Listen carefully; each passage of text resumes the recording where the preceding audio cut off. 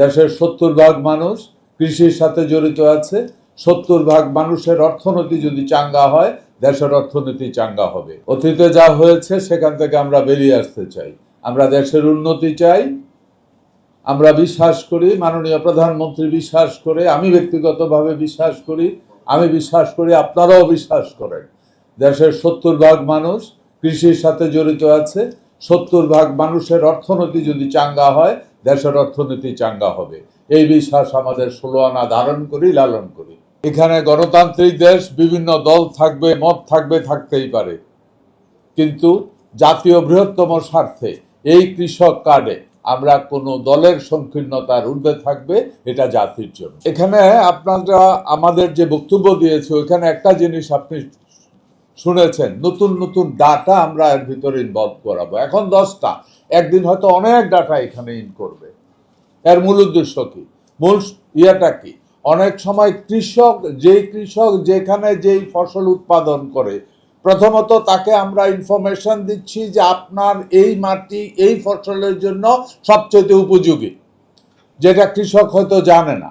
ওই ইনফরমেশনটা দিলে প্রোডাকশন অ্যাকুরেট হবে। 2, দেশের চাহিদা অনুযায়ী আমরা বলতে পারবো কোন দেশে, কোন এলাকায়, কোন মাটিতে এই ফসলটা ভালো হয়, দেশের চাহিদা কত।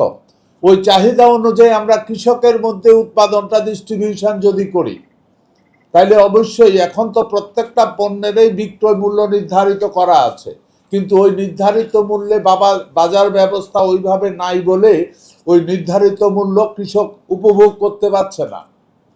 কিন্তু তখন উৎপাদনের সাথে চাহিদার মিল থাকবে, অথবা অন্যভাবে বলবে চাহিদার সাথে উৎপাদনের মিল থাকার কারণে কৃষক ক্ষতিগ্রস্ত হবে না, সে তার ন্যায্য দাম পাবে এবং বাজারও অভাব।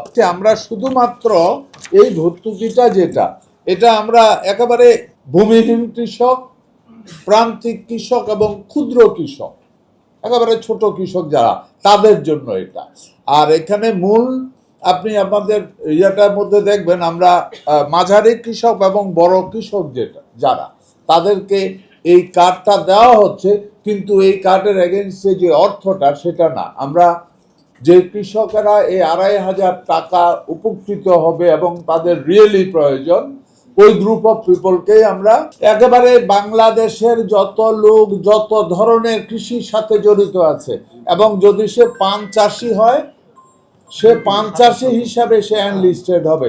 তো বাংলাদেশের যত পণ্য উৎপাদিত হচ্ছে, কৃষকরা উৎপাদন করে, শ্রেণীভেদে প্রত্যেকটা কৃষকেই এই কৃষক কার্ডের আওতায় আসবে। তাহলে আমরা উৎপাদন এবং চাহিদার ক্যালকুলেশনটা, সমন্বয়টা আমরা সঠিকভাবে করি।